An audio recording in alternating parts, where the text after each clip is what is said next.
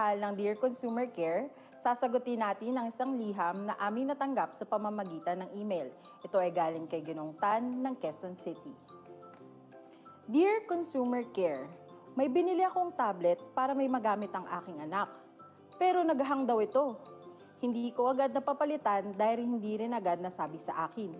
Maaari ko pa ba itong papalitan sa aking napagbilhan? Maraming salamat po.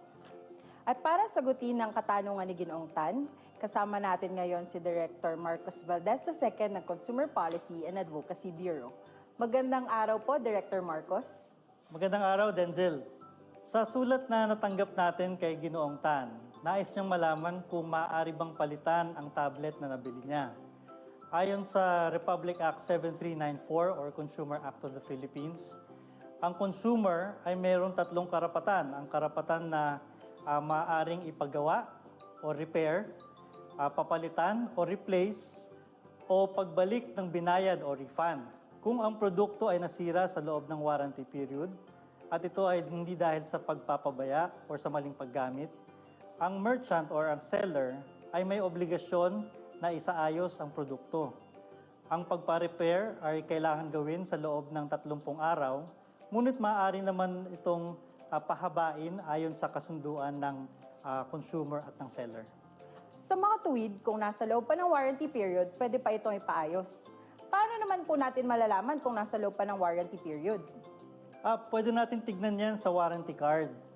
Kung ang walang express warranty, in other words, walang kasulatan dun sa period kung kailan ibabalik o ipapagawa ang produkto, meron tayong tinatawag na implied warranty. Implied warranty ito on hidden defects na hindi bababa sa 60 araw at hindi naman lalampas sa 1 taon. Kailan naman po pwedeng papalitan ng nabiling produkto, Director?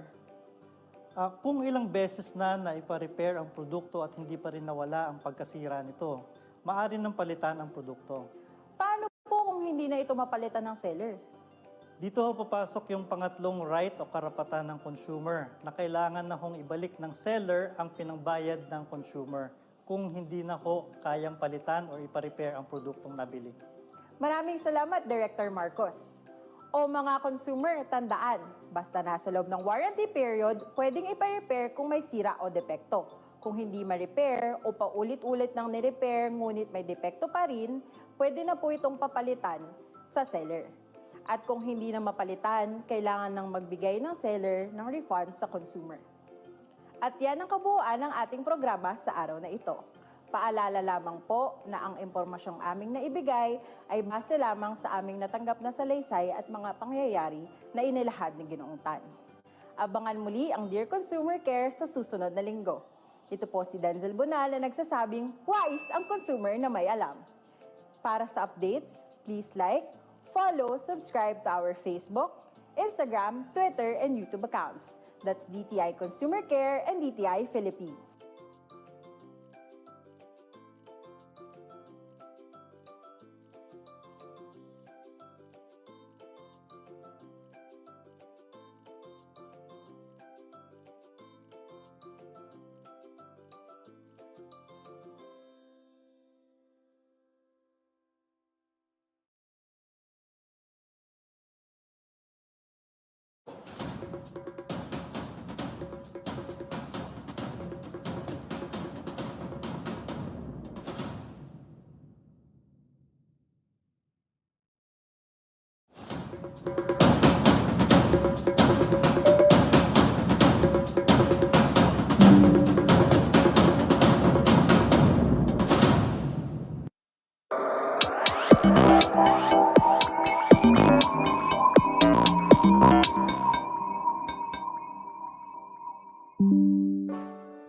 Ang tunay na pangalan ng mga tao, lugar at organisasyon na may kaugnay sa liham na tampok sa palabas na ito ay pinilitan at binago. Ang anumang pagkakahuyin ng mga bagong pangalan sa aktwal na tao, lugar o organisasyon ay hindi sinasadya at nagkataon lamang. Magandang araw mga consumer! Ngayong linggo sa Dear Consumer Care, isang liham na naman ang sasagutin natin at ang ating pag-uusapan ay patungkol sa No Return, No Exchange Policy. Ito ay isa sa pinakamaraming tanong na ating natatanggap sa consumer care. Kaya ngayong araw, ating sasagutin ang sulat mula kay Binibining Mulya. Dear Consumer Care, magtatanong lang po sana ako. Nagkamali po ako ng bili ng isang item sa isang store. Noong magre-request po sana ako para palitan ng item, ang sabi ng customer service ay nagpapatupad daw ang DTI ng no return, no exchange policy. Totoo po bang ipanatutupad nyo ito? As a customer, minsan po talaga ay nagkakamali kami ng aming pagbili. Maraming salamat po. At para sagutin ang katanungan ni Binibining Mulya, kasama natin ngayon ang Assistant Director ng Consumer Policy and Advocacy Bureau na si Attorney Cheryl Carbonell. Magandang araw po, Attorney Che. Magandang araw din sa iyo, Dens, at sa ating mga consumers. Attorney Che, maaari niyo po bang bigyang linaw kung ano itong no return, no exchange policy na ipinatutupad daw po ng DTI? Linawin ko lamang, Dens, ang no return, no exchange ay hindi ipinapatupad ng DTI. In fact, ito ay ipinagbabawal sa ilalim ng Consumer Act of the Philippines o RA 7394. Ayon sa batas, bawal na ilagay or isulat ang no return, no exchange sa alinmang resibo o sa alinmang area ng tindahan o anumang dokumento na napapatunay ng bentahan. Bawal po pala ito. Bakit nga po ba ipinagbabawal ang paglalagay ng no return, no exchange sa mga resibo o kahit anong dokumento na nagpapatunay ng bentahan? Ito ay dahil lumalabag ito sa karapatan ng consumer na maipasaayos, mapalitan o ibalik ang ibinayad kung ang nabiling produkto ay may sira o depekto. Kung naalala mo yung ating 3 Rs, repair, replace, at saka refund. Paano naman po kung nagbago talaga ang isip ng consumer? O hindi naman kaya nagkamali talaga sa pagbili? Hindi na po ba talaga ito pwedeng papalitan? Ang pagbabago ng isip ng isang consumer o ang kanyang pagkakamali ay hindi wastong dahilan para mapalitan ang produkto o kaya ay makakuha ng refund. Subalit, may mga seller na pumapayag na magpalit kung sakaling nagkamali ang consumer o nagbago ito ng isip. At ito ay ayon na lamang sa goodwill o sa liberality ng seller sa kanyang consumer. Paano po kung ito ay aking ipangreregalo lang at hindi ko naman po alam ang tamang size ng aking pagbibigyan? Paano po kaya ang pwedeng gawin? Makabubuting sabihin mo ito sa tindahan at alamin ang kanilang return and exchange policy. Kaya mga consumer, tandaan na bawal po ang no return, no exchange policy. Kailangan meron tayong karapatan na maipagawa, mapapalitan ng produkto o may refund ng perang ibinayad natin sakaling may depekto o sira ang ating nabili. Subalit, amin po kayong pinapaalalahanan na bago bili ng produkto ay siguraduhin na ito ang produktong nais bilhin dahil hindi sapat na dahilan ng pagbabago ng isip o pagkakamali sa ating pagpili. Makabubuti rin pong itanong sa seller ang kanilang return or exchange policy. Maraming salamat po, Attorney Che. At yan ang kabuuan ng ating programa sa araw na ito. Paalala lamang po na ang impormasyong aming naibigay ay base lamang sa aming natanggap na salaysay at mga pangyayari na inilahad ni Binibining Mulya. Abangan muli ang Dear Consumer Care sa susunod na linggo. Ito po si Denzel Bonal na nagsasabing, wise ang consumer na may alam. Para sa updates, please like, follow, subscribe to our Facebook, Instagram, Twitter, and YouTube accounts. That's DTI Consumer Care and DTI Philippines.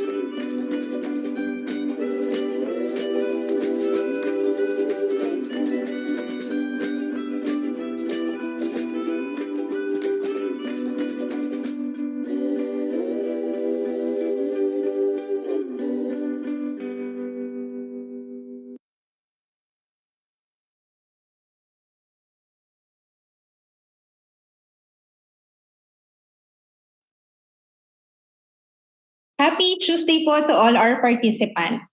Sa mga nakatutok po sa atin dito sa Zoom and to everyone joining us live via DTI Consumer Care Facebook and DTI Philippines YouTube.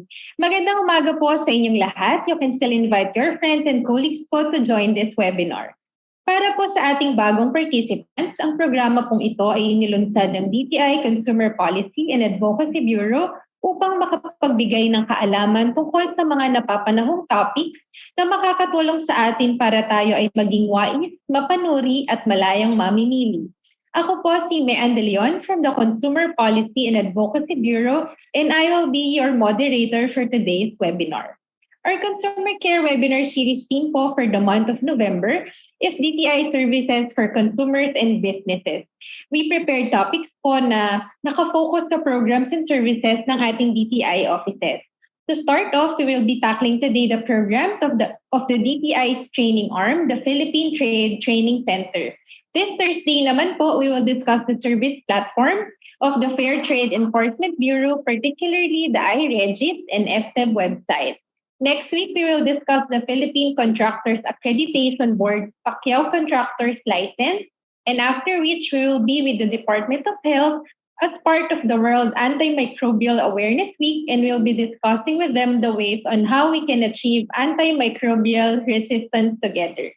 And before this month ends po, we will tackle the programs and services of the Bureau of Domestic Trade Promotion and Export Marketing Bureau.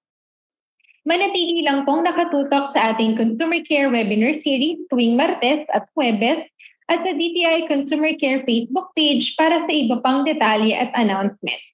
And now for our 205th webinar session this morning, our topic is about training for nation building. Pero bago po tayo magsimula, we would like to give some reminders. Unang-una, ang ating webinar session po ay recorded. By continuing your participation in the meeting, you're also consenting that you may be recorded.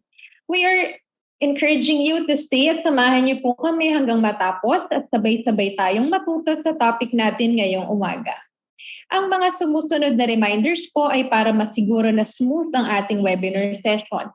Una, pakipalitan po ang format ng inyong pangalan, maaaring consumer, space, full name o di po kaya ay pangalan ng company, then your complete name. Kung masyadong mahaba naman po ang pangalan ng company, kahit acronym na lamang po ang gamitin. Please turn off your mic during the webinar session unless you are requested by the moderator to speak. Para sa mga tanong po, we are encouraging everyone to click the raise hand button to directly address the speaker during the question and answer portion, or you may send po your questions through the chat box. At panghuli, para po sa mga naka-touch screen device, please avoid drawing or making annotations on the screen para hindi po ma-distract ang ating speakers at iba pang mga participants. Without further ado, let us begin this webinar session by singing the Philippine National Anthem to be followed by the invocation. Mga kababayan, ang pambansang awit ng Pilipinas. Kayang magiliw, ewas ng sinakalan, alam ng puso, sa titik mo'y buhay. Lupang hinirang, tuyag ka ng magiting, sa manlulupin, di ka pasisitil, sa dagatang tutok, sa simoy at sa langit ng pagaw, ay hinatang tulad, awit sa pagkayang minamahal, ang isang ng matawad mo'y tagumpay na nag-iindig, ang bituin at araw niya kailan pa may magdidilig. Lumalang araw ng walhagit pagsinta, mo'y langit sa piling mo. Ang ibigaya na pagkay mga amin, ang mamatay ng dahil sa'yo.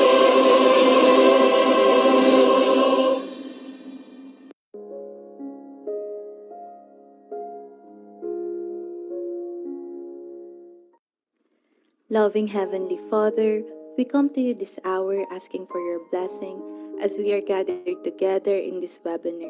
May your blessings of wisdom and guidance be upon us all for the sharing and impartation of knowledge and skills by our resource speakers, facilitators, and moderators. Bless also the participants so that they would be able to glean the information from this activity and share what we have learned in the spirit of your generosity.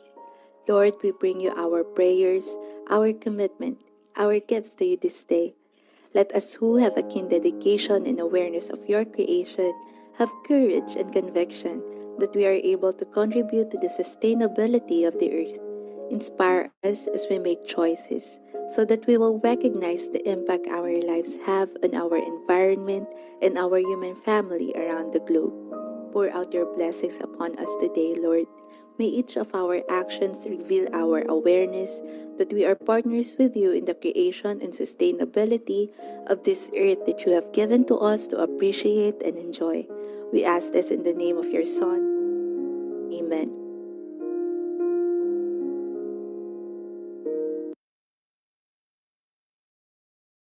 Now, to formally start our session for today, we would like to call the Assistant Division Chief of the Advocacy Division under the Consumer Policy and Advocacy Bureau, Ms. Vivian O. Alarcado. Good morning po, Ms. Vivian. Good morning, Nan. Magandang umaga po sa inyong lahat. Welcome to our 205th webinar series. As mentioned by Mean, ang ating topic for today is training for nation building. This is a program that provides support sa ating mga MSMEs development goals through training, skills building, systems enhancement, and technology adaptation, which enables them to progress as productive, competitive, resilient, and sustainable enterprises. Ito po ay armed by the Philippine Trade Training Center Global Micro, Small, and Medium Enterprises Academy. And ano po ba ang value ng ating program na ito sa ating mga consumers? Number one po is to instill the importance of achieving global entrepreneurial excellence and to address, of course, the development and innovation gaps of our MSMEs, and also to increase the awareness of all the present here of the programs and services of the Philippine Trade Training Center. So on behalf of our directors, Attorney Marcos Valdez and Attorney Che Carbonell, I would like to thank our speaker for today, Ms. Nelly De Liera from the Philippine Trade Training Center, for gracing our webinar. And I encourage po yung mga participants natin to ask questions para mas marami po tayong matutunan sa ating session sa araw na to. So maraming salamat po at magandang umaga muli. Thank you po, Ms. Bien. We are very fortunate to have with us our speaker from the Philippine Trade Training Center, or PTTC. Our speaker for today is a mass communications graduate from the University of the Philippines, Diliman. She earned a media course from Pennsylvania, USA, and a trade-related course from Brisbane, Australia. She started her career as a radio and television announcer and joined the government through the Department of Trade and Industry and the Department of Tourism. Her stint at the DOT transformed her home region into a next-in-mind destination. At the head office, she led the institutionalization of national programs like the on-the-job training for hotels and academe, needs and gaps assessment for training, and inclusion of regions in the Mabuhay Awards. She initiated curricular reforms of the Philippine Trade Training Center and is leading the institutional reforms of industry skills through the introduction of the Philippine Skills Framework. Declared a woman leader, Ulirang Ina Awardee, Crystal International Women Awardee, and Outstanding Teduray Achiever Award, our speaker is the Executive Director of the DTI-Philippine Trade Training Center and the Project Director of the Philippine Skills Framework Initiative. Ladies and gentlemen, let us all welcome Executive Director Nelly Mita N. De Liera. Good morning po, ED De Liera. The floor is now yours. Thank you. Thank you very much, Ms. Mean, and good morning to the 55 online, but I think that we have a lot on Facebook and even the YouTube channel. I'd like to particularly say hello to all our colleagues from the regions. Alam po ninyo, naging kasama rin po ako sa region before. I actually started my stint at as information officer sa DTI Region 12, that's Socsargen, and then eventually po, hi, mayroon tayo sa Region 12, and eventually po, naging, ano ba siya, Division Chief ng Business Development and Provincial Director po ng DTI Sultan Kudarat dyan po sa Mindanao. Hello sa mga taga Mindanao, and of course hello rin sa mga taga Visayas and Luzon.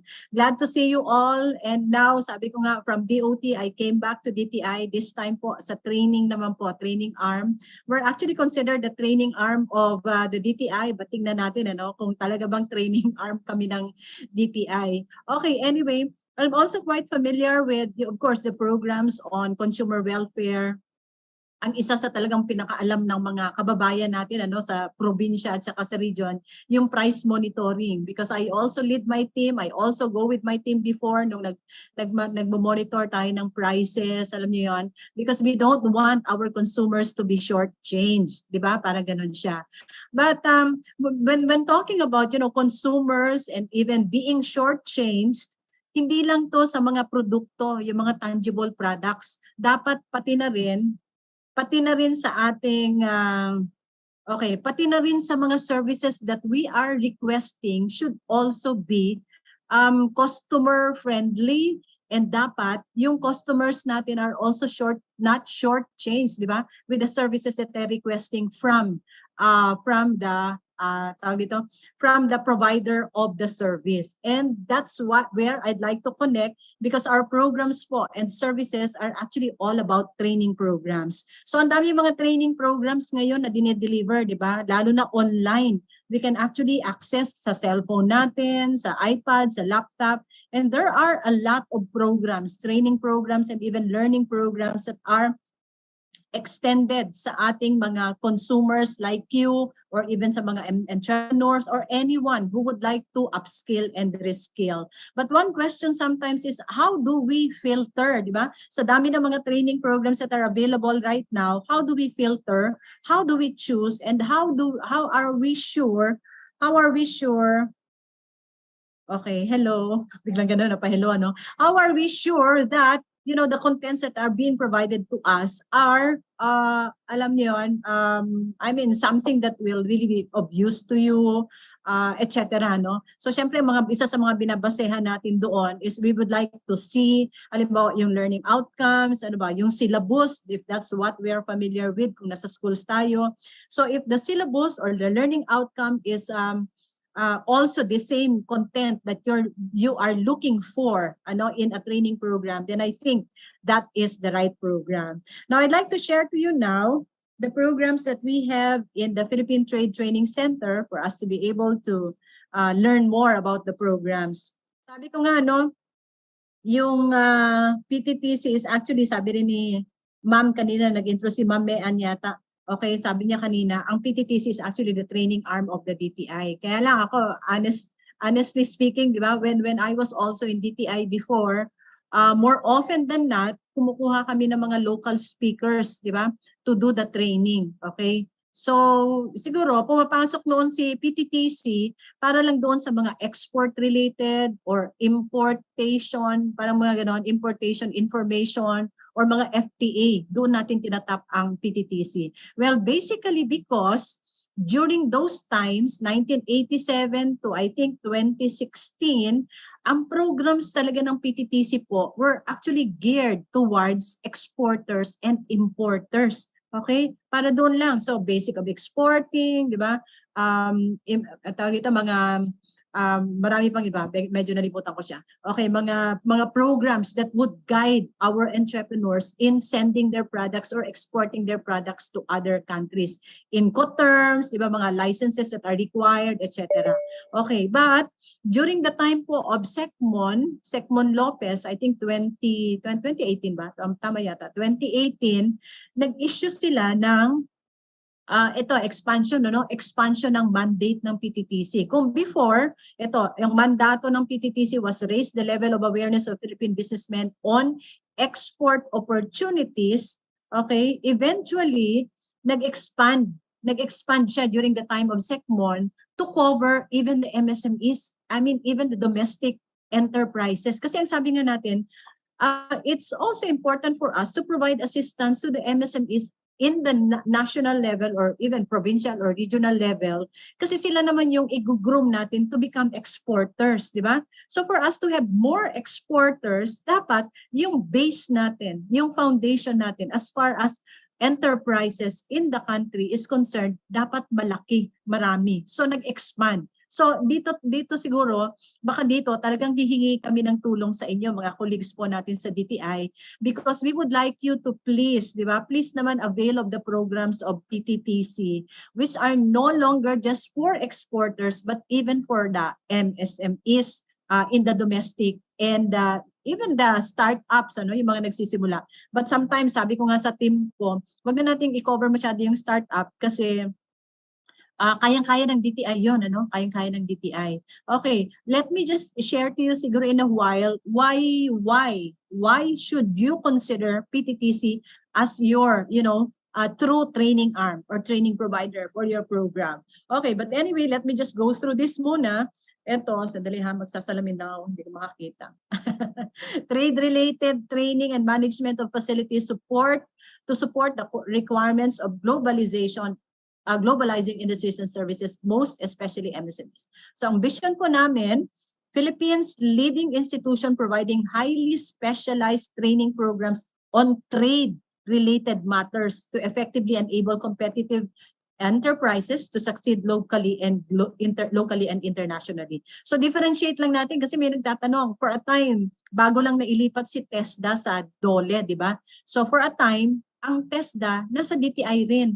So may mga nagtatanong, si TESDA providing training, di ba? Technical and vocational courses. Anong difference ni PTTC sa TESDA? Okay, basically, si TESDA provides yung skills training. Ano yung example ng skills training? Halimbawa, gusto nyong matutong magluto, gusto nyong matuto ng 3D animation, gusto nyong matutong mag-produce ng film, gusto nyong matutong mag-ayos, mag-welding, yung mga ganung klase. Those are actually training programs that are provided by TESDA. Kaya lang, kung gusto nyong gamitin, if you wanted to make use of that skill into a business, gusto nyo mag-open ng sarili nyong negosyo, come to us. Di ba? Punta kayo ng PTTC because we have programs for you. Okay? Alam naman natin, di ba? Karamihan sa ating mga entrepreneurs ngayon are not necessarily enterprise, have not graduated with entrepreneurship courses or even business courses. Minsan, sinubukan lang siya as hobby, tapos nakabenta, medyo nag-okay, at tinuloy-tuloy yung business. But we know na there's more, di ba, than meets the eye to being an entrepreneur or to being a business person. Kasi sa simula, okay lang na tayo yung nagluluto, tayo nagpapak, tayo nagpiprint ng ilalagay natin sa label, tayo rin nagbebenta, di ba? Tayo rin nagmamarket, tayo rin ang nagko-kolekta ng mga bayarin, naghahanap kung paano tayo makautang and all that. Pero siguro as you grow, and dapat yun talaga yung dream ninyo, expand and grow your enterprise, dapat matuto na rin tayong tumingin. Ano ba yung mga kailangan pa nating kasama sa trabaho? So human capital development, di ba? Yung sabi ko kanina na instead na kayo pa rin ang hahawak ng libro, okay, dapat meron na rin siguro tayong separate na person. Kung kaya na, di ba? Pero kung hindi, siguro dahan-dahan, make use of the resources that we have. Ano ba yung resources na meron tayo? Sarili natin or yung pamilya muna natin. And then eventually, pwede na tayong mag-employ. Okay? So yon, trade-related training, yung program ng PTTC. And ang mission po natin, kasama kayo, is we are partners of growth-oriented MSMEs providing support in your development goals through training, skills building, Kasi yung training, maring isang training lang yon. But if you want to build your skills, it has to be a set of skills and competencies, di ba? Kailangan medyo marami-rami siya. And systems enhancement. So may mga program din po tayo on integration, yung digitalization, yung using mga application or business solutions para mas maging productive po kayo and mas maging efficient. Kasi kung routinary naman yung trabaho, di ba, wag na natin siguro i-assign yun sa isang tao, but we can already make use of technology. Meron akong na-attenan na isang training. Ang sabi niya, isa daw sa pwede nating sabihing ignorance po ng tao is for us not to be able to differentiate, what can be done by a machine and what can be done by a person. Yung parang gano'n, di ba? So siguro yung mga routine, baka alam mo yon, halimbawa cash flow, ano ba? Hindi, siguro cash flow or ano pa mga program, yung bookkeeping, we can already start making use of technology para hindi lahat mano-mano yung gawin natin. So since pare-pareho, for example, yung formula niya, then we can pass it on and we can make use of our time pa for other more productive and more demanding tasks. Okay, so yung ganun siya. So systems enhancement and even technology adaptation. So ganun po. Ganun yung konsepto, ganun po natin pinopromote ngayon ng PTTC. So it's not just for export training anymore or guiding how you can import, capital goods or what, but we're also providing assistance to local entrepreneurs, okay, yung mga domestic, yung mga mga homegrown na tinatawag natin, and not only training but even skills building, making use of equipment, making use of technology, and even systems that we can introduce. So yan po, that's the new Philippine Trade Training Center, and we have a lot more institutional reforms and curricular reforms that are underway. Okay, so ito po yung programs and services ng PTTC. Una, ito yung mga training programs. Kasi pinag-usapan muna natin training programs, diba? Ito yung coverage. These are the very core. These are the very specific courses that we're offering. Something about business development. So yung nagma-market, diba? Making use of e-commerce, digital platform, selling platform, etc. May mga training kami kasi hindi naman pwedeng hayaan na lang natin yung sarili natin palagi, ay mag-Facebook na lang ako, ay alam mo yon, yung mga ganon-ganon. Kasi kahit na if you're only using Facebook, may demand pa rin. Dapat maganda yung picture nyo, di ba? Maganda yung caption niyo, may narrative, may story. Tapos gaano yung frequency, gaano kadalas, at ano yung time of the day that you should promote, okay? Paano nyo mame-measure na yung ginagawa ninyong digital marketing is effective and all those. So hindi pwedeng upload lang tayo na hindi natin nakikita yung efforts natin are also paid back, di ba? Parang sayang naman yon. So kasama yan sa mga binibigay natin training. I'll actually show you some of the modules that we have later. And accounting and finance, sabi ko nga kanina, hindi naman lahat ng mga entrepreneurs, di ba, have graduated from business schools or entrepreneurship courses. So kailangan rin natin paano ba mag-budget, paano natin titingnan na maayos yung cash flow natin, paano natin ma-ensure na yung kung may utang tayo na ma-manage natin na mabuti yung utang, paano natin i-distribute yung budget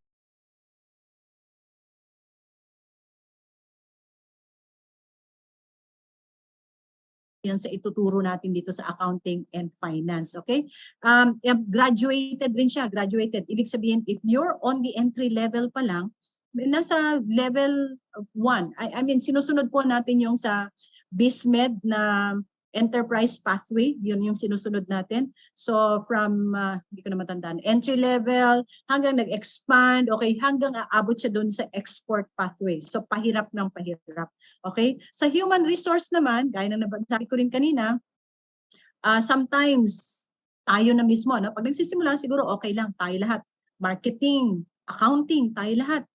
Production, tayo rin lahat, di ba? Yung certification, licensing, tayo lahat, isang tao lang. Or baka nag-expand tayo, pati anak natin, dinamay na natin. Pero eventually, sabi ko nga, dream big, di ba? Start local and dream big. Kailangan na rin natin mag-employ. Ito pa rin po yung isang challenge pala namin gusto banggitin sa inyo sa PTTC, from PTTC.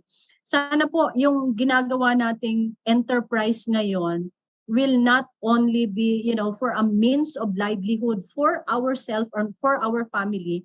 Sana po, ang target natin mag-expand para po maging part tayo nitong global value chain, para po makatulong tayo doon sa community natin, sa probinsya natin, sa region natin, because you're already making your area, your province or your region known because of your popular brand, of the brand that's your brand that's becoming popular, di ba? Because you're already enticing people to also buy your product. So meaning po, let's go beyond, providing or making your project right now, your enterprise right now as a means of livelihood for yourself and your family. But it now is part of the global change. So challenge po yan, ano po? So sana yon, targetin po nating lumaki po tayo. So sa paglumaki tayo, syempre mangangailangan tayo ng mga tao. Siguro mayroon na tayong botigero, alam mo yon, meron na tayong contact, not necessarily sa inyo, di ba? Meron na tayong contact ng mga delivery, mga transportation, di ba? Mayroon na tayong in charge nitong marketing, mayroon na tayong social media manager, okay, etc. yung mga ganon. Pero ang sunod naman na tanong is, paano nyo malalaman if that person that you are hiring is fitted or has the skills and competencies that you are looking for? Okay? Meron rin po tayong mga programs on HR, Human Resource Organizational Development, that's anchored on the Philippine Skills Framework. I-share ko sa inyo may Philippine Skills Framework. It's very interesting. And of course, yung product and business management. Product and business management. Halimbawa, product management. Kung gusto nyo mag-export sa ibang bansa, kailangan you have basic, licenses and certification requirement of that country. Okay? We have programs for those. And finally, yung operations management. Paano pa tatakbuhin yung negosyo? Paano natin i-connect itong marketing and accounting and human resource? Okay, yung operation, yung business pala, para ang tingin natin is one whole, one whole organization. Hindi siya kanya-kanya. So yan po, kasama yan sa mga training programs that we can offer to you. And the other side of BTTC is of course yung facilities and equipment utilization. May mga training spaces, event spaces. I'll show you more pictures later. Webinar pods and Digifab Fab Lab and food testing laboratory. Okay, let's get here muna. Ito kasi nabanggit na rin po yung Philippine Skills Framework. I think a lot of you, I hope, a lot of you have already heard about the Philippine Skills Framework. Actually po, marami tayong ginagawa ngayon, bukas ba?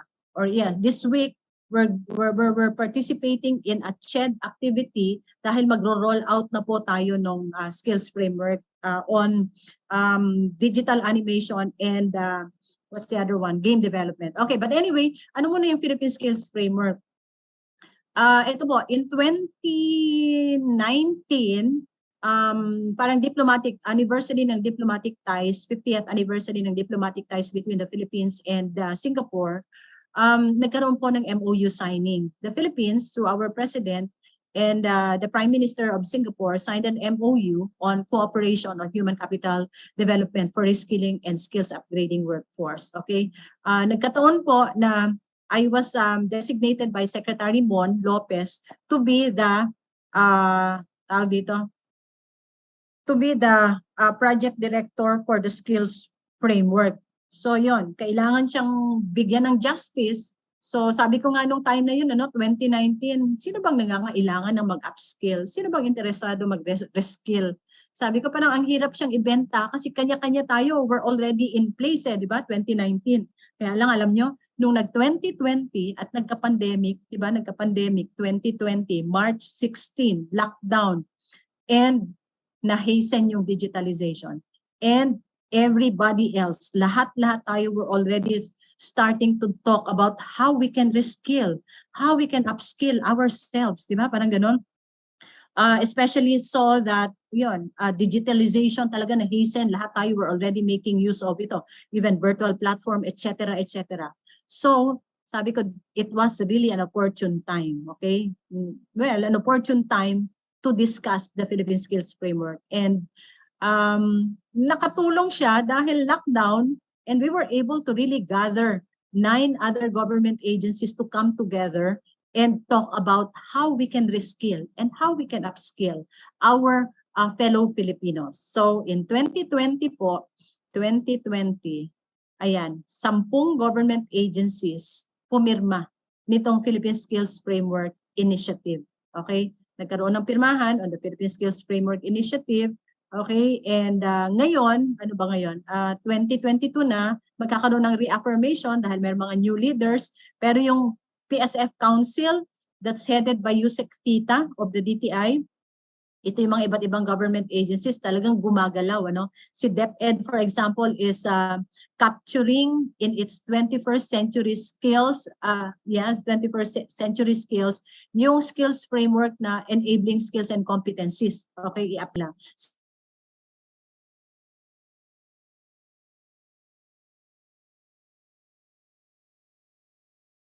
We can cover more. Kahapon, nagkaroon ng meeting for industry planning for the Philippine Development Plan, and I also suggested that we expand, dagdagan pa natin yung skills framework. Ano ba yung skills framework? Ito lang yon. Yung skills framework po is composed of different elements, 1, 2, 3, 4, 5. Dito lang tayo sa 4. Una, meron siyang career pathway. Diba? It's an hindi ko explain ito mahaba sa inyo ha, kasi palagi ko mas gusto niyo yung program namin. But this is also part of the programs of the PTTC. May para siyang organizational structure, okay? Kung HR ka na enterprise and you want to build your company, you can make use of this as a reference para makita mo sino ba yun, ano bang job role ang kailangan kong ilagay sa aking organizational structure. Pwede niyong reference ito. Okay. And after that, meron tayong skills map. Ito yung occupation and job role. Sa bawat job role na nandito sa career map, sa isang organizational structure, di ba may mga box. Sa bawat box, which correspond to a job role, may kanya-kanya naman siyang, may job description, di ba? May ano pa, yung critical work function and key tasks, nandoon din. So, ibig sabihin, if you're an HR, if you're a manager, di ba? If you're a manager and if you're hiring people for your company, hindi lang structure ang makikita mo sa skills framework, but even yung description ng job, even yung critical function, and even the key tasks. So, makikita mo na doon, ano? So, kailangan ito yung kaya niyang gawin. So, kung hindi yan yung ini-expect mong gawin, look for the other job roles dito sa career map para mag-match doon sa pangangailangan mo. And further, meron tayong functional skills and competencies. Dito naman sinasabi, pinapakita kung ano yung specific na expectation. Ano yung gagawin niya? Halimbawa, sa tourism, galing ko ng tourism. Kasama pa na sa tourism yung horticulture, okay? Halimbawa, marunong ba siya magtanim? Kailan ba siya, kailangang alam niya ano yung frequency ng pagdilig sa klase ng tanim, etc. Nakalista dyan. So, ibig sabihin, these are also set of skills and competencies necessary for a particular job role. Again, if you're an enterprise, di ba, kung kayo ay isang may-ari ng negosyo, ito can already be a guide for you. No, kung ano, ito ba yung hinahanap niyo. And also, it will tell you based on the PDS or application ng isang applicant, yung sa applicant, kung tugma ba yung skills and competencies niya doon sa hinahanap niyo. Okay? And finally, hindi lang siya functional, even the core skills. Ano yung core skills? Halimbawa, leadership, di ba? Yan yun, yung mga core skills or tinatawag natin power skills. Leadership, communication, di ba? Yung mga ganon. Ito yung i-pick up una ng K-12, ng DepEd. Ito yung mga una nila, core skills. So, nandyan yan. And finally, itong gagawin po namin with Commission on Higher Education at ginagawa ng TESDA ngayon, ginagamit po ang Philippine Skills Framework to update the syllabus, to update the learning outcomes para yung pong mga job roles, yung critical functions, yung skills and competencies na nandito, yung po yung dapat na ituro sa mga schools. Okay? So yun po, that's the importance of the skills framework. So we have already completed, ito po yung mga natapos na natin, ongoing, bago lang din naman po tayo nag-launch, 2021, 2022, we have already completed this. So supply chain logistics, game development, digital animation, human capital development, and business development and marketing. So itong dalawa po, human capital development and business development, marketing and sales, are PTTC funded and initiated skills framework. Meaning, ginawa namin to because we also wanted to do curricular reforms in PTTC so that we can address and provide you, our dear entrepreneurs, with the right, skills, with the right information that information that you should look for, okay, that you should expect from people working in your organization. Take note po, hindi kami ang gumawa nito. We consulted, siguro average, on the average, 50 or 75 industry players. Hindi po government ang gumawa nito. Ang nag-contextualize po nito, referencing on the Singapore Skills Framework, are industry players. Okay? So, finally, ito po. Now, doon sa may gustong mga magkakuha, ito, pwede po ninyong scan sa screen ninyo yung ating QR code. These are already e-books. If you want to check, halimbawa, you're into marketing, ayan, iscan na lang po ninyo dahil lahat po nito ay nandyan. Nandyan po sa, nandito po sa site na to, QR.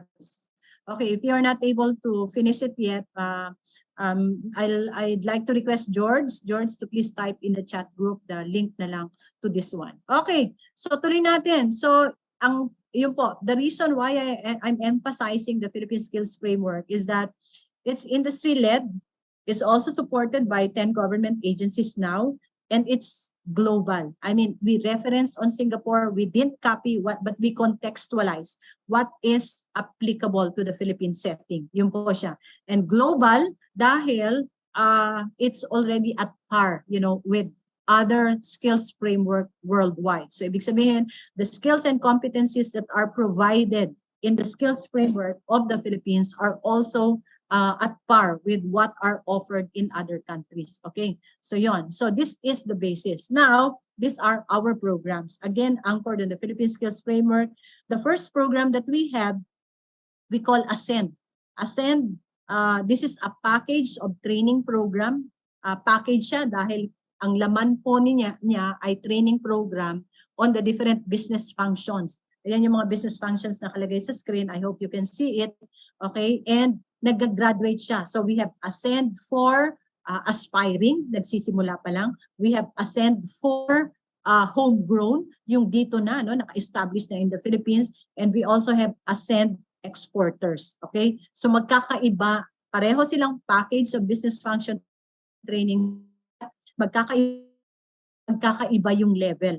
By proficiency level, by level of difficulty, depending on where the MSMEs are. And meron rin po kaming bagong program, again with CHED, we call it Ascend SUCS or Ascend State Universities and Colleges. Kasi ang challenge nga natin sa State Universities and Colleges, kasi magaling sila, di ba? Magaling sila sa science and technology and all that. Kaya nag-request kami ng mga, some of the products that they are producing, may mga nakita kami doon na nakalagay pa rin banana chips, alam mo yon, calamansi juice. So ang sabi nga namin, sabi ko nga kay Commissioner Popoy, siguro iiwan natin yan, I don't know, sa OTOP ba or dun sa mga municipal programs, yung mga basic banana chips, calamansi juice dun sa kanila. Pero when we already partner with SUC, medyo i-level up natin. For example, calamansi juice, baka this time, instead na calamansi juice lang, meron siyang additional, I don't know, electrolytes or whatever, di ba? Para Philippine-made, pero meron siyang science and, I don't know, technology that adds value to it. Yung banana chips naman, hindi ko alam. Baka ano bang pwede pa natin gawin, that we can incorporate science and technology. So anyway, ito po yung Ascend program. The other one is Food Connect. Sabi ko nga kanina, di ba, license and certification. The certification. Dito sa Philippines, even before you can, participate in national trade fair of the Bureau of Domestic Trade Promotion, or even CITEM, or even join, di ba, or penetrate yung ating local market, tawag dito, mga chain of malls, ang isa sa hahanapin sa inyo if FDA license to operate or certificate of product registration. Nakita namin yung ganung problema last 2020. So I told my team, mag-partner tayo with FDA. Diba? Partner tayo with FDA. Kasi alam ko rin, galing ako ng probinsya. Isa sa mga concerns namin before sa FDA, ang tagal bago makakuha ng, even yung inspection pa lang, di ba? Kasi parang that time, mag-isa lang yung assign sa isang probinsya and may schedule lang siya, parang once a week lang to inspect. Paano kung ang dami-dami nating food plants, di ba? Matatagalan. So anyway, we partnered with FDA and ang commitment po namin sa partnership is we will provide the training such that we can provide assistance to the MSMEs and make them ready to apply doon sa FDA, License to Operate ba or Certificate of Product Registration. Kasi hindi lang siya basta training, meron po siyang mentorship, meron rin po siyang one-on-one coaching, okay? Because we wanted the food processor to really be prepared when they submit yung application nila sa FDA. All the documentation, all the documentary requirements should be complete before we provide the certificate. Para pag natapos nila yon, magandang sila talaga yung gagawa nun, wag third party papagawa because they should understand how, di ba? How it will affect yung kanilang produkto, how it will affect yung operation nila and even yung branding nila. So that's the Food Connect program. Let us know if you're interested, okay? Marami kaming niranan. Mayroon kaming Region 12, meron kaming Zamboanga, meron for fruits and nuts, initiated by DTI Region 10, Region 2, etc. Marami pa kami mga program, regions na partner na rin. Doon sa hindi pa po natin na partner sa Food Connect, please let us know. Dito siguro, ayan, dito sa Luzon, Visayas, and other regions in Mindanao. So we can provide assistance. 80% po, yun, gusto ko lang banggitin, 80% of those who underwent the Food Connect program were able to get their CPR and LTO from FDA. Kasi recognized my partnership. Okay, the third one is DigiFab. I think you're familiar with this. This is similar to your Fab Lab. Okay, this is actually a Fab Lab and funded by DTI NCR. Kay RD Marcy Alcantara. Thank you. Kami lang po yung DTI office na nagkaroon ng Fab Lab because I think sa lahat ng regions, ang Fab Lab ay naka-lodge sa mga universities or colleges or may mga partner na mga MSMEs organization. But in our case, meron po binigay ang DTI NCR, si RD Marcy, at DigiFab po ang tawag natin doon. Kami po yung secretariat ng Fab Lab in the Philippines right now. And similarly, ito rin po yung mga programs natin. Fabrication, digital fabrication trainings, workshop and services, designing and printing of package and label materials, prototyping for home furnishing, etc. Gusto ko lang i-brag, meron na po kaming ginawang package and label. Nalimutan ko yung pangalan ng company. But anyway, for the whole Bangsamoro Bangsamoro Autonomous Region, Bangsamoro Autonomous Region, tuloy-tuloy po yung assistance ng PTTC in developing the package and label of the products, okay, nung mga BARM, kasi in preparation for the BARM Congress. So we hope that we can also, partner with you, although alam namin may mga Fab Lab din yung mga region, but you can try us. Kasi yung amin po, hindi lang siya diretsyong, development of the package or label. Meron pa po siyang meron talaga siyang pathway of training, like design thinking, etc. And finally, yung Push Start, this is a new program that we launched during the pandemic. Kasi isip ko noon, sabi ko, di ba, parang lahat tayo, we're already talking about digitalization. Hindi lang digitization, but digitalization, business solutions, mga application. So sabi ko, tawag dito, yung content ng PTTC, mga training program should already be embedded, di ba? Dapat meron na rin mga application or business solutions. Kaya lang kung titingnan natin noon, karamihan ng mga applications or solutions are coming from other countries. Wala namang problema doon, di ba? Kasi mas nauna sila, okay? But we know that Filipinos are also very creative. So we challenge, nag-challenge kami. And 24 yung nag-graduate natin dito sa Push Start program. And they were able to develop applications rin na tawag dito, applicable para sa ating mga MSMEs. Meron tayong Tabo app, meron tayong Avigate, etc. Okay, 24 yan sila. So they're already being matched to MSMEs. They're already, their application and solutions are already being used. Okay, 3 more. Itong ASEAN SME Academy, I think you're also familiar with this kasi kasama po tayo mag-partner po tayo, DTI, DTI, sa amin lang naka-lodge yung website. Okay, you can access the website dito po sa SME Academy, dito, ASEANSMEacademy.org. Okay, you can access that there. Okay, and free training programs. Okay, libre po. Okay, please register. Yun naman po, panawagan natin sa inyo. Register, take advantage of the contents that we have here, business functions. Ang content po natin are provided by top 500 companies from Fortune 500, top 500 companies in the US. Okay? So, browse lang natin, tingnan natin. I think there are, some programs that may be applicable to you. Take note po, this is no longer just accessible and friendly sa mga laptop and iPad users, but even we made this user-friendly through the use of your cell phone. So, try na po ninyo, download na po ninyo or access na po ninyo and please register. And another one is ito po, Payong app. Dito sa Payong app naman, ito, you can also download this. Meron na po tayong ganito, digitalization or making this accessible to you using your cell phones for as long as maganda yung connectivity natin.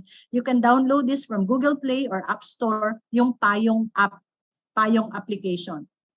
Anong meron dyan?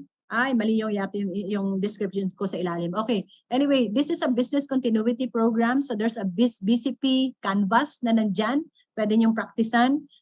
It also will help you through a DOST app also. It will also help you determine whether or not the location of your business is in the typhoon belt or flood prone or ano ba siya, mga nasa earthquake ring of fire tuloy or mga ganong klase, it actually provides you information. And of course, about insurance. Minsan ang alam natin sa insurance is only about dito mga insurance na health or fire.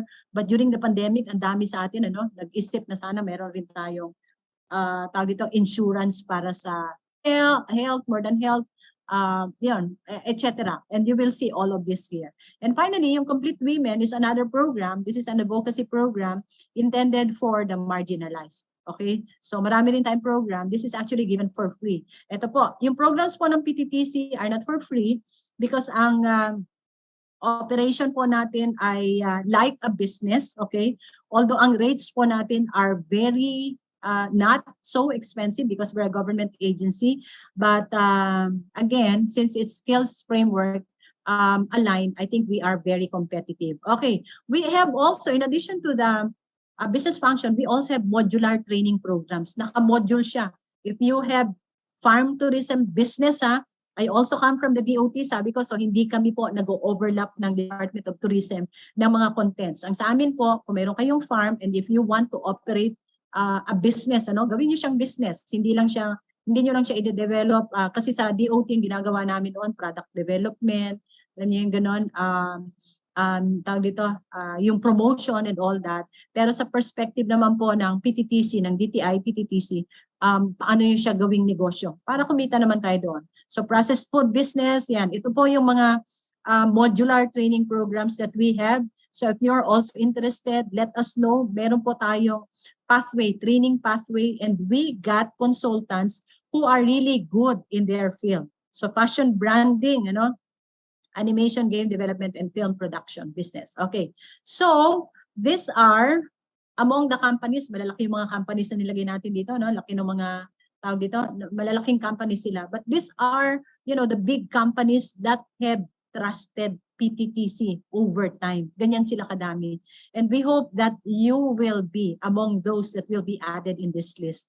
Okay, so maaring wala pa kayong label dito ngayon, wala pa kayong logo, but eventually we hope that we can.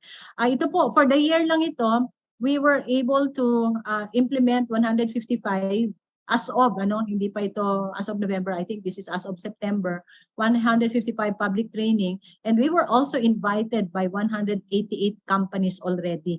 And we were already able to train 55,000. I hope madagdagan po natin yung number na ito kasi nga sabi namin we're training for nation building. And the only way for us to be able to realize this goal of training for nation building and provide support to you is for you to engage us and avail of our programs. Okay? So, yan lang po yung partner natin. May studio rin po tayo. Gusto ko ipakita. If you're in Manila and if you want to produce and if you want to make use of this studio, meron tayo niyan. If you want to run, ito, webinar pods naman. Ang tawag dito, it's a small cubicle, na pwede kayong mag-conduct ng inyong webinar in this place na hindi buong room, okay? And we also have co-working spaces in the process to. Kasi malaki yung PTTC, ito yung building namin, malaking building namin. Kung wala po kayong business address sa Manila, and sometimes there are, buyers who are looking for business address in urban areas, consider PTTC. Kasi you can consider us to be your business address. We can provide you with own locker and mailbox. May table rin. When you come, hindi nyo naman kailangang rentahan yon space na yon on a regular basis. Maybe pag dumating lang kayo, may mga ganon. Pero yung locker and yung mailbox, pwedeng dito, and it's with Wi-Fi, security, utilities. Meron tayong events venue, and of course, the LED wall. Okay, run through ko lang. This is my final slides. Ganito yung itsura ng pinaka-produkto ng PTTC. It's actually pathway programs. Pathway, kasi yan, entrep mindsetting, nurturing startup, growing enterprises, pahirap siya ng pahirap, covering the different business functions. So it's a package. Lahat po ito are title ng modules that we can deliver to you. If you're interested po, let us know. We can provide you the training design or the learning outcome para po makita ninyo if this matches your requirements. Para hindi po tayo magtuturo sa inyo ng, alam mo yon, tawag dito, general training programs na baka yung iba na-take na ninyo, baka yung iba hindi naman ninyo kailangan. We can customize actually. So yan po, ito yung mga modules natin, ganyan po karami. And we have top people to help us develop these modules after referencing on the framework, Philippine Skills Framework. Food enterprise, my farmers in tourism module. Yan, ito naman yung e-commerce, okay? So training package rin po siya. It takes about weeks from e-commerce, digital marketing, hanggang sa campaign output review and assessment. Kasi hindi pwedeng nag-e-commerce lang tayo ng not analyzing, di ba? Whether or not we're actually generating, it becomes beneficial to us. So yun, so it's actually a package of training. We're not, some of the programs are being implemented by PTTC staff, but most are actually by industry players or industry experts. So yan, tuloy ko lang. These are some of the pathway programs lang po ito na pinapakita ko sa inyo ngayon. Supply chain and logistics, health series, original content, yun, for animation services, enterprise for animation services, independent game, okay, outsource business, Philippine sustainable fashion, okay, and furniture, yeah, may mga iba-ibang content tayo dyan. And content sales distribution for film, and content creation, and I think that's all. Okay, so I hope that you learned something new from the sharing that I have to you this morning. Training for nation building, and the only one, sabi nga natin, di ba? If the very people for whom our programs are not participating, di ba? Our efforts are deemed meaningless. So the only way for us to, deliver and have a meaningful implementation of the program is for you, our dear entrepreneurs and our dear clients, to avail of the programs and of PTTC. And together, diba, with the inputs, with the skills building, we can train you, we can be trained together so that we can contribute for nation building. Again, balik ko lang yung sabi ko kanina, we really want to be, DTI's training arm. Please, yung mga DTI offices po, mga colleagues ko before, I hope that with the sharing that I have with you this morning, you can start thinking of tapping the programs of PTTC, which underwent curricular reforms and which are global, so that we can be of help to our enterprises. Okay, thank you very much po. Good morning. Thank you very much, and back to you, Ms. Mean. Thank you very much po for that informative and very insightful presentation, ED Diliera. Thank you po for walking us through the programs and services of PTTC. Good morning po ulit sa ating participants here in Zoom and to everyone joining us via DTI Consumer Care Facebook and DTI Philippines YouTube. Before we proceed po with the question and answer portion, here are some reminders. Kindly stay muted unless you are addressing the speaker and or moderator directly. Please be also informed po na makakapag-download po kayo ng copy ng presentation material after you accomplish the client satisfaction form that will be posted in the chat box section. Para mas maging interactive po ang ating Q&A portion, we encourage everyone po to click the raise hand button so we can call you to ask directly to our speaker. Pwede rin pong isend ang inyong questions sa ating chat box. So while we're waiting po sa gustong mag-raise ng hand, ED, let's go through po muna dun sa mga nag-send na po ng questions nila kanina. First question po natin, may bayad daw po ba yung training programs ng PTTC at may criteria po ba for enrollment or open po ba ito sa public? Okay. I'll answer the second question. This is open to the public. You can actually check our calendars sa Facebook po natin, DTI-Philippine Trade Training Center, or you can log on to our website, chat Miss George yung ating website. And yes po, may bayad. Sabi ko po kanina, ang operation po ng PTTC is like a business, is like a business. Pero hindi po tayo more on the profiteering side dahil government tayo. We wanted to operate na, alam mo yon, we wanted our MSMEs also to invest on human capital development. We wanted you also to invest on training. That's why may bayad po siya. And yung budget po naman, o yung binabayad ninyo, yun naman yung ginagamit natin pambayad din ng ating mga resource persons or mga experts dahil in the budget of PTTC, the government budget of PTTC, hindi kasama yung gano'n, yung mga babayarin natin for training. So may bayad siya. Wala matandaan, Miss George, if you can get yung amount. I mean, kung company siya, I remember hindi siya ganun kamahal. Miss George, baka if you can also chat in the chat group kung magkano yung rates natin per individual, or pwede siyang individual for public training, or pwede rin po siya per company. Yun po. Thank you. Alright. Thank you po, ma'am. Next question po natin, can private or business establishments partner with PTTC to conduct training programs for their employees? Do we have to pay po PTTC in conducting these training programs? At kung ano daw po yung process sa pag-request po ng training programs kung sila po ay private and business establishment? Okay, so just email us po. Just email us of your request. Siguro general training muna, general title muna, and then we will be discussing to you the details kung ano ba yung kailangan ninyo because we wanted to customize nga. Our email address is learn@pttc.gov.ph. I-chat din po natin sa chat group yon. Para you can see it. By the way, may question rin kanina pala, nalimutan ko kung ano yung qualifications. Wala pong qualifications for you to attend. I think what's important is for you to assess first, yung enterprise nyo, i-assess nyo. Saan ba tayo weak? Halimbawa lang marketing. Marami ng marketing, alam mo yun, marami ng marketing programs ngayon. Maraming platforms, okay? But are we really maximizing the use of all these available resources right now? Kung feeling ninyo medyo kulang kayo doon, let us know, di ba?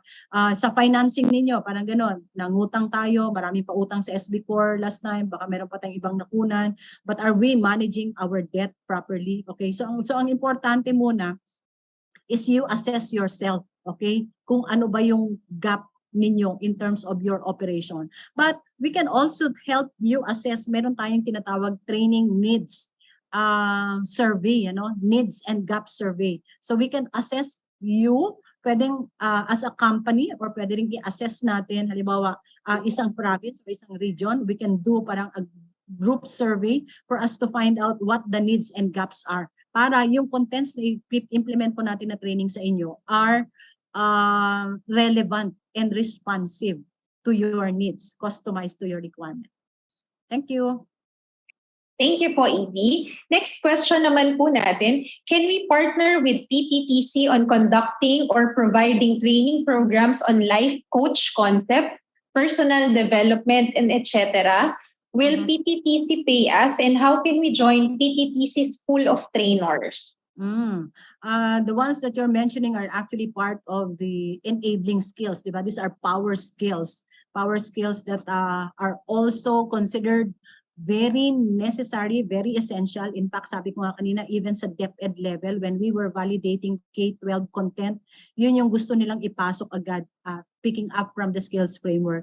Well, we can, let's see how we can be of help. Sabi ko nga kanina, we're actually tapping experts on the implementation of the training and even the module development while we are aligning it on the skills framework kung saan ibabase natin yung development ng syllabus. But in terms of the content itself, yung experts talagang itatap natin to provide the content. Yes po, let us know. We're also in the search of possible partners for power skills. yung enabling skills, yung pong binabanggit ng ating the one who asked the question. Again, email us po, learn@pttc.gov.ph. You can, direct it to me, or it will actually also be directed to me. Baka pwedeng i-reference na lang na nangyari yung usapan natin sa CPAB so we can get back to you. Thank you, Ms. Mel. Right. Thank you po, Edie. Next question naman po, this is from consumer Heriberto Tabanud. Query to Director Diliera, in the Payong app, does it also cover judicial bond? Okay. Very basic pa lang yung mga pinoprovide na information or mga, ano bang tawag dito, how do we call it? Yung insurances that are provided in the Payong app. But we are open to expanding it. Maganda itong na-raise ninyo ito kasi if this is, one thing or a concern among the consumers or even a concern among the MSMEs, maybe this is one content that we can eventually add when we start expanding it. Kasi ngayon, ang laman pa lang ng Payong app natin are more of insurances. We actually partnered with Cebuana Luwilier, sino pa ba? And a number of other insurance companies. We're not actually, we're not actually preferring one particular insurance company, but na-highlight lang natin si, tawag dito, na-highlight lang natin si Cebuana dahil sila yung unang nag-reach out, and also we're referencing on the insurance programs that they are offering. But again, it becomes generic na kung sino yung gustong i-access or sino yung gustong i-access na company ng ating mga nag-onboard sa Payong app, pwede naman yun. So,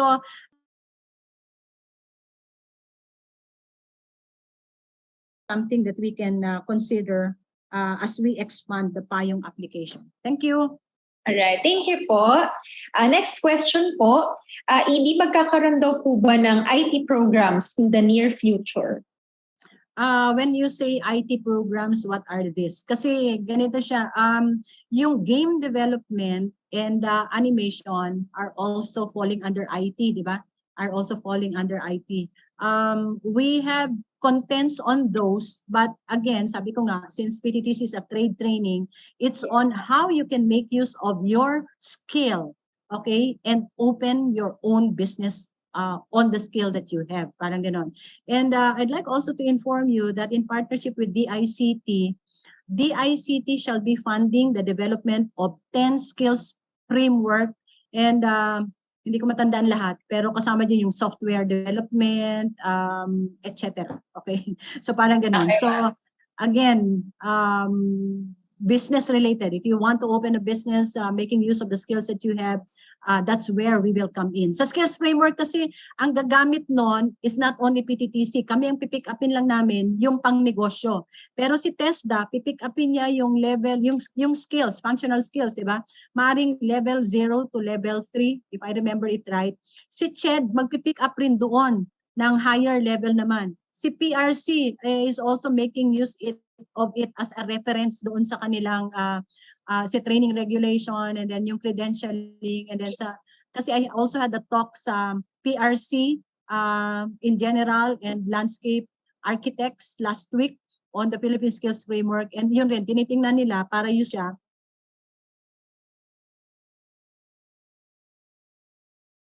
contents that they'll be offering to workforce and students. Alright. Thank you po, Edie. Next question po natin from DTI Region 4A, Ms. Marife Gicale. May online programs na rin po ba? Dati po kasi ay face-to-face trainings. Okay, thank you. We had to, di ba? We had to adjust, di ba? Parang ganon. I think, and I'd like to believe that PTTC is one of the training institutions that responded immediately to the call of the times. Kasi pa kung nag-lockdown, March, April, parang first week of May, online na po ang PTTC. So hanggang ngayon po, pwede tayong hybrid. In fact, we're also very proud to say na we were even parang considered, parang ano ba siya, parang hybrid authority, di ba? In terms of doing training. Kasi we have the studio here, we have LED walls in PTTC, and yun, strong connectivity that's provided by the ICT and of course by other service provider. Yes po, marami tayong online. By the way, I'd like also to inform you and take this opportunity. Abangan po ninyo, every quarter, meron po tayong 1 week na free training binibigay. Okay, so abangan po ninyo. Usually during anniversaries. Anniversary sa first quarter and then ng PTTC, and anniversary ng Global MSME sa second quarter. Third quarter is during the MSME week together with BISMED. And then fourth week, together with EMB, yung Exporters Week. I think last week of November or first week of December, we'll have free series of training for MSME. So abangan po ninyo yan. Nasa Facebook lang po yan. Thank you po. Right. Thank you, ma'am. Mag-aabang na lang po kami sa Facebook announcement. Next question naman po natin, what are the changes or difficulties encountered in transitioning from face-to-face or physical trainings to virtual or digital trainings? Okay. Palagay ko, there are lots of common, problems that all of us encountered. Una, siguro, yung advantage muna. Advantage, we don't have to, bring people here anymore. So yung carbon footprints, diba? Alam mo, mag-aeroplano, may papel, may pagkain dito, may aircon, etc. Carbon footprints, that's advantageous dahil hindi masyadong marami yung carbon footprints na maiiwan natin when implement training. And of course, sa part naman ng mga MSMEs, hindi rin masyadong expensive. Diba? Hindi masyadong expensive kasi they don't have to leave their spaces. Okay? Siguro, one of the disadvantages, I don't know, Filipino kasi by nature, mas gusto natin face-to-face, di ba? Nakaka-interact tayo, alam mo yun, nakaka-marites tayo at times, alam mo yung mga ganon. And siguro rin, dahil matagal tayong hindi nagkita, we wanted to go face-to-face. But anyway, ang isa rin siguro sa hindi disadvantage of the virtual,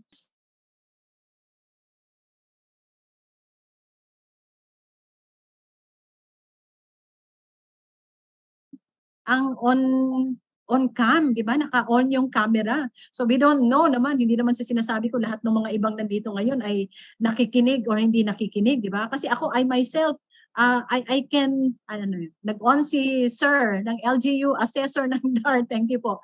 Kasi ako naman, di ba, minsan, kaya nating mag-multitask, di ba? Naka-on ang laptop, naka-on ang cellphone. Pero because of the divided attention, we cannot talaga fully, provide whatever, inputs or insights doon sa isang training kasi nga divided yung attention, yung ganon.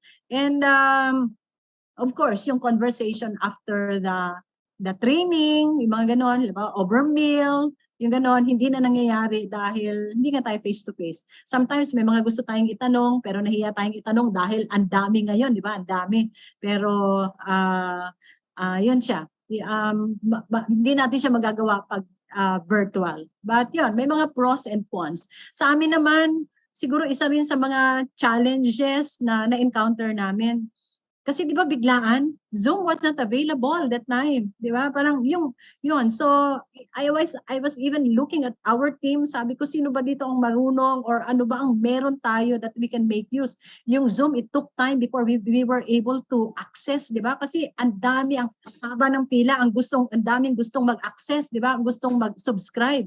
So nakita namin, yung isang team member namin dito, sabi niya, ma'am, nag-subscribe tayo sa Microsoft. So meron siyang Teams. So nagpa-training kami agad. So we made use of Teams first just for us to be able to reach out to a big number of people. Tapos sunod, sige, meron na tayong resource, meron tayong platform. Yung sunod is, sino yung mga marunong? So ang ginawa namin, sabi ko, hanap sa lahat ng division, sino yung magaling sa IT, sino yung, alam mo yon, kailangan natin medyo, di ba, kasi parang TV na rin to, di ba? Sino may background, ako, mass-comm graduate ako, so talaga importante sa akin, ilaw, alam mo yun, ang set, etc. So talagang nag-evolve kami from TARP papel.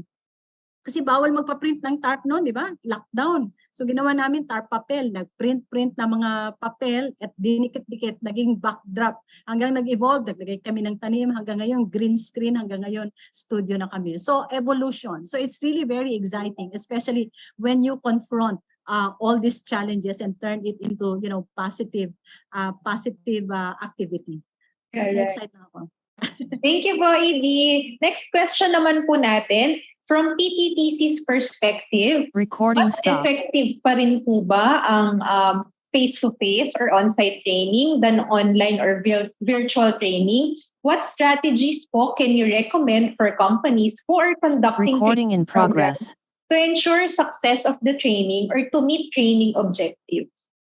Okay, depende yun, ano. May mga training kasi, may mga, hindi, ganit, i-generalize natin. May mga learning contents na okay na siya kahit virtual. Okay na siya kahit virtual.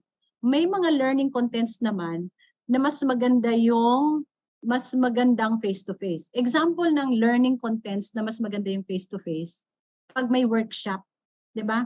Pag may workshop, merong actual product na kailangan nating i-assess. Kailangan ma-feel, maramdaman, maituro, makita natin kung ano yung effect. So again, it depends on the content. Sometimes, hindi naman sa nila lahat, yung mga power skills,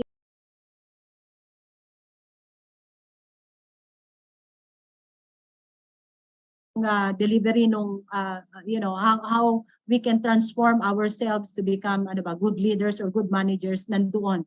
So yun siya. So strategies, ganito naman ang nakikita naming trend ngayon sa PTTC. Yung mga companies, instead of virtual, they really request for face-to-face.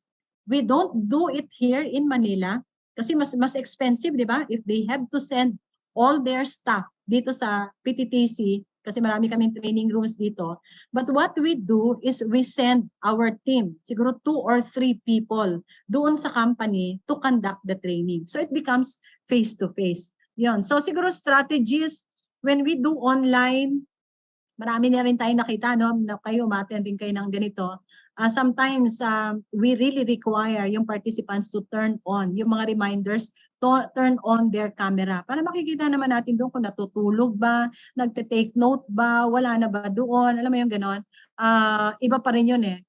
Kasi if you're able to see them and they know that you see them, iba pa rin yung, alam mo yun, iba pa rin yung galawan nila kasi they know that God is watching them. Someone is watching them. Parang ganon. So, yan siguro mga strategies when we do the virtual. And again, type of content matters.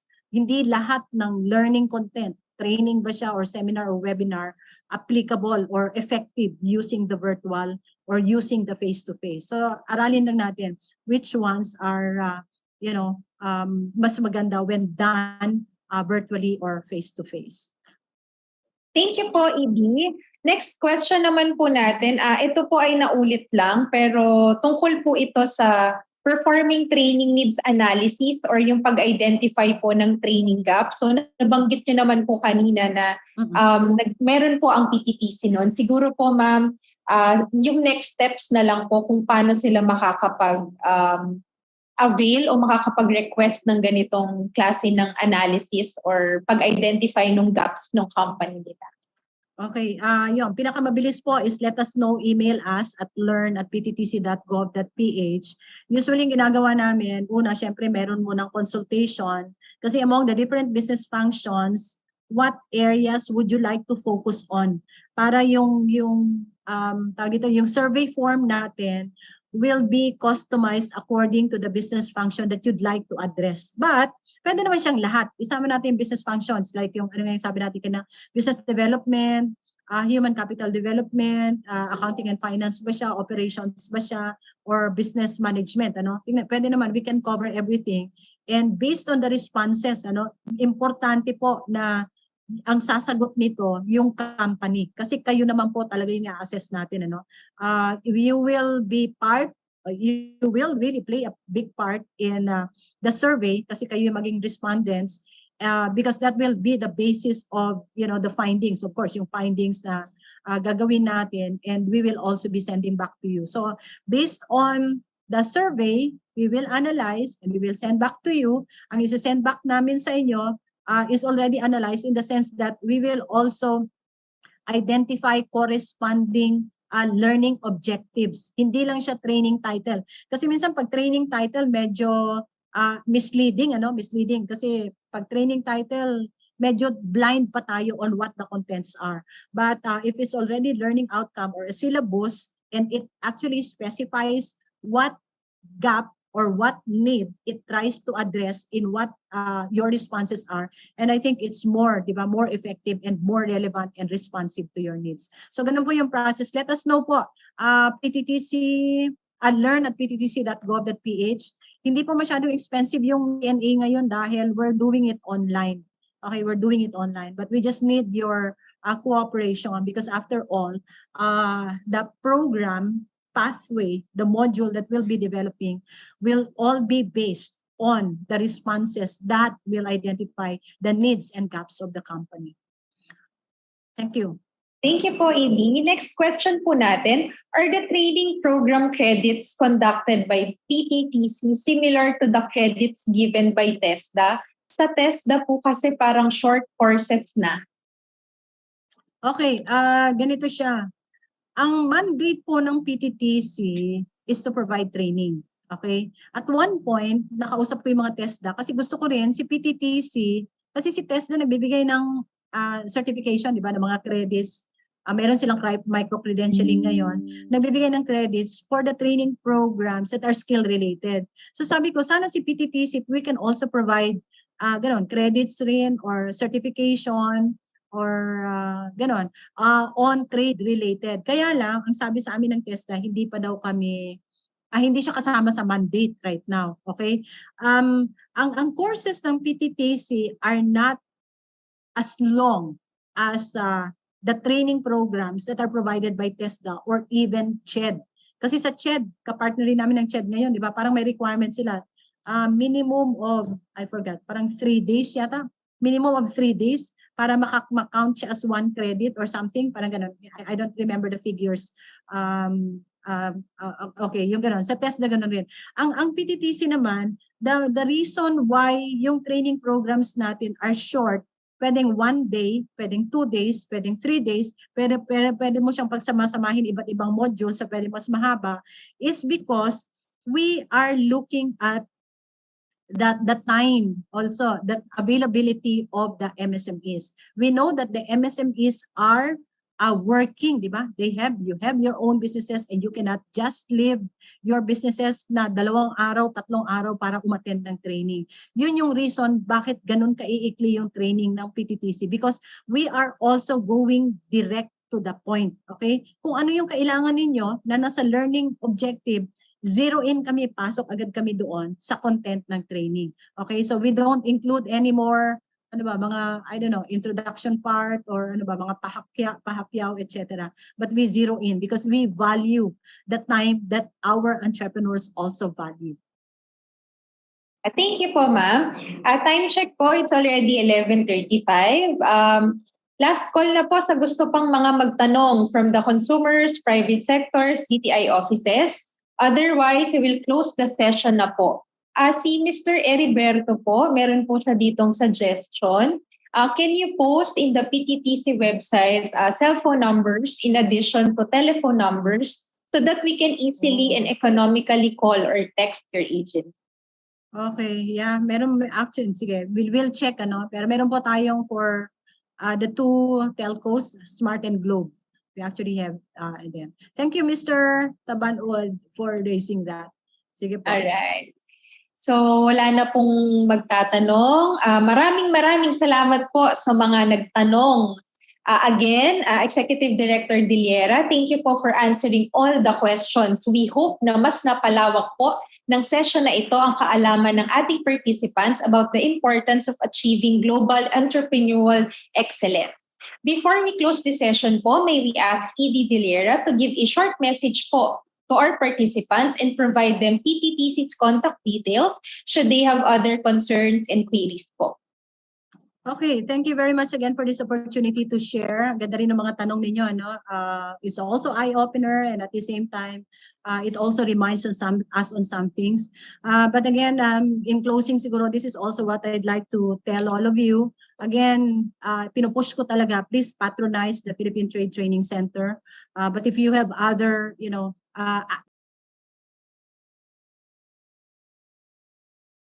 alam natin ang Pilipinas, texting capital of the world, and a lot of us are actually spending a lot on data, di ba? Parang ganon. Accessing Reels, ano ba, TikTok, etc. But we hope, no, each and every Filipino will also find time to really capacitate himself, to upskill himself, to look for, training programs that every day siguro or every week there's a new skill that we learn. Halimbawa, nagpe-Facebook tayo, gusto natin mag-upload ng pictures ng products natin, get to learn something about, how to take good photos that we can include. Get to know how to, prepare narratives or caption for the photos so we can encourage people to buy. So yun po, let's make use of whatever resources we have so that we can capacitate ourselves, we can upskill ourselves. Okay, again, for PTTC, our email is learn@pttc.gov. .ph. Our website is pttc.gov.ph and Facebook is DTI-Philippine Trade Training Center. Again, together po, we can only build our nation if we are armed with the right skills and competencies, and we can learn that through training and education. Thank you very much po. Magandang umaga sa inyong lahat. Thank you very much po, Executive Director Diliera. Thank you again to the Philippine Trade Training Center or PTTC. This is to formally close po our webinar for today. Muli, maraming salamat po sa ating very capable speaker from the Philippine Trade Training Center, Executive Director Nelly Nita N. Diliera. At mula po sa Consumer Protection Group, maraming salamat po sa ating mga participants na nakasama natin ngayong umaga. Huwag niyo pong kalimutang samahan kaming muli sa aming mga susunod na webinars. Our announcements po will be posted in our social media accounts. For more updates, please like, follow, and subscribe to our Facebook, Instagram, Twitter, TikTok, and YouTube accounts, DTI Consumer Care, DTI 1384, and DTI Philippines. Also, kindly accomplish po and submit the survey form para makakuha din po kayo ng link at para ma-download ang presentation na ginamit ngayong umaga. Thank you so much everyone and stay safe.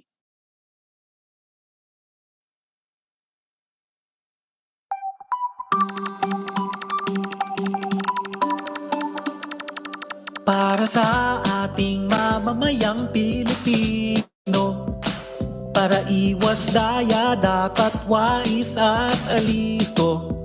Mainam maging mapagmatsyag at mapanuri tayo, palakasin ang boses ng ating mga konsumer. Dapat tama bawat presyo at serbisyo, produktong pasado lalo ang mga pangunahing bilihin. Ang kalidad ng mga produkto at serbisyo ay pangalagaan ng lahat, tayo ay panalo. Layunin ng DTI ito. Ipatupad Price Act 7581, Consumer Act 7394, Product Standards 4109, for Consumer Care at iba pa, tayang 1384. Ipalaganap karapatan at tungkulin, kaalamang tama sa consumer ibahagi. Tulay sa kaunlaran, kalakalan ay palakasin. Ito ang pagbabago para sa ikabubuti natin. Dapat tapat bawat presyo at serbisyo, produktong pasado lalo ang mga pangunahing bilihin. Ang kalidad ng mga produkto at serbisyo ay pangalagaan ng lahat, tayo ay panalo. Layunin ng DTI ito.